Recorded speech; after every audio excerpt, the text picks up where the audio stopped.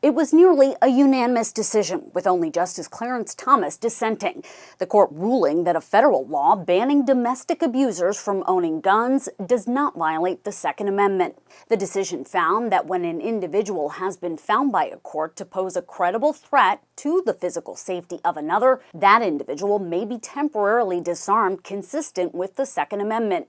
In the majority opinion, Chief Justice John Roberts said the decision was common sense, declaring when an individual poses a clear threat of physical violence to another, the threatening individual may be disarmed. Gun safety groups and those advocating on behalf of domestic violence victims praised the decision. We know that for the last 30 years, this law has helped protect survivors, and now we can breathe a collective sigh of relief that it will continue to be available as a tool in reducing domestic violence homicides. Gun rights groups backed the man who brought this lawsuit after a Supreme Court decision 2 years ago that expanded gun rights. In his dissent, Justice Clarence Thomas wrote, "Today's decision puts at risk the Second Amendment rights of many more."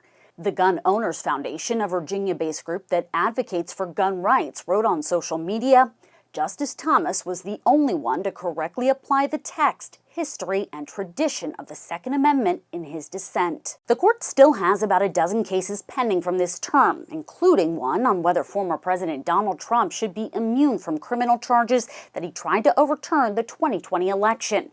The court is not scheduled to release any more decisions until next Wednesday. In Washington, Angie Gonzalez, Spectrum News.